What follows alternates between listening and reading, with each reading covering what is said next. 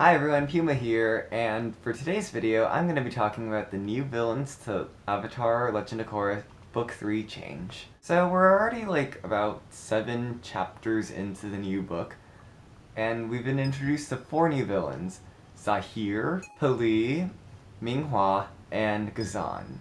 Now, even though we're I think over halfway through the book now, we still don't know much about why these characters are villains, other than that they've been explicitly called villains. We don't know their motives, we don't know why they want to abduct the Avatar, we don't know anything like that. We just know that they tried to do those things. So, the motive of these 4 villains, I think that you can start to sense a pattern with villains in Legend of Korra. In Book 1, Air, Amon's goal was to equalize humans by taking away their bending, so that way all humans were equal. In Book 2, God, his name's so funny. Unalak tried to go and make humans and spirits live in harmony. And in Book 3, it seems like their focus is to take away, well, they even explicitly said this, so I can't even say it seems like they are trying to go and end the era of the Avatar and the White Lotus. The reoccurring theme that I'm noticing here with all the villains is that they want to make humans equal. Amon wanted to go and take away bending, which he viewed as evil. Unalak wanted all the spirits to live together in harmony. Even though these villains, they have goals that sound fundamentally good, they somehow get warped into these sinister evil plots. So I'm curious to see what exactly Zaheer's group is gonna do. Here is my 2 cents on that.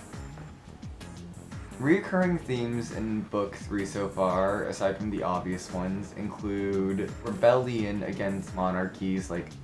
In the beginning, how all those people in Republic City hated the president, they gave Korra an 8% approval rate.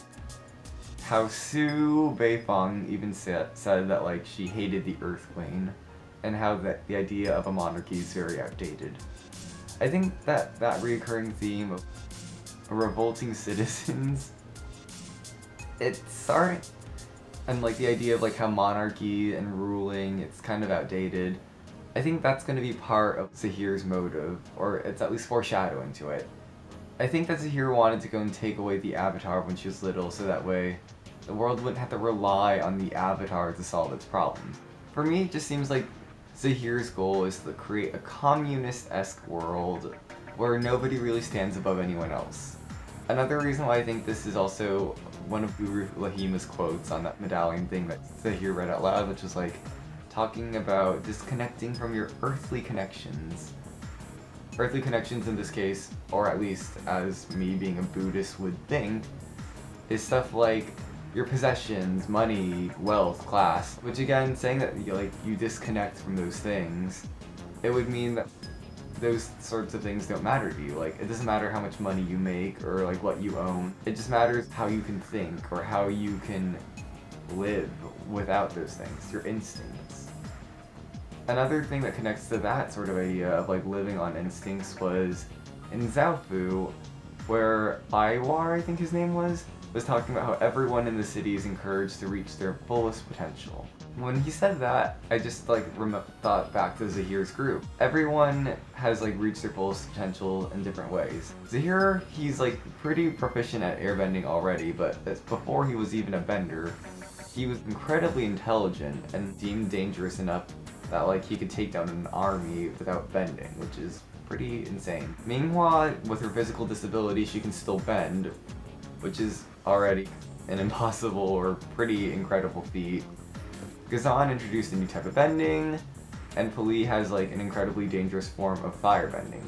In a way, they've each achieved their maximum potentials in certain aspects. And I think that the reason why they want to kidnap the Avatar is so that way, as well as the president, is so that way the people wouldn't have to rely on the Avatar, the president. They wouldn't have to turn to them. They'd have to work their own problems out on their own, which, again, with the idea of people living equally or people living with spirits, it sounds really good, but I'm pretty sure that there's something more sinister behind this. For all we know, it could be they want to kill the Avatar and kill the president and be we don't need these people, anarchy! Which, actually, now that I think about it, could be it. Yeah, it looks like Zaheer wants to end the Avatar and the President and like all forms of monarchy to create a world of anarchy where nobody cares about their possessions. They just do whatever they want, whatever they please, however they want it. Wow, I just actually came up with a theory while recording this video. Yeah, like, I actually have a script down here of like everything I just typed up, like my notes and everything. Yeah, all that out the window because literally what I just said to you guys, it just clicked to me. Yeah, so looks like Zaheer might be trying to kidnap the Avatar, as well as like stop the Order of White Lotus, as well as like the presidents and like the monarchs, because they want the world to just go into chaos and turmoil. Oh my god, I just realized something else too. That also like falls into something Korra said earlier too, with that weird, I think his name was Ryu? Like it was that nerdy Napoleon Dynamite looking airbender guy. It's just like the world would fall into chaos, you should care, and he's like, I don't care. Yeah, from the looks of it, it looks like Zaheer's ultimate plan is out with the monarchies, off with the Avatar, out with the Order of White Lotus, in with the chaos. So yeah, my theory, to sum it all up, is that Zaheer is going to try to kidnap the Avatar, kidnap the President, end all like rule over anything, and create a world of turmoil and chaos where people just have to rely on their bare instincts to survive. So that's it for today's video. I hope you guys enjoyed it, and I hope to see you guys soon. これはピモちゃんのチャンネル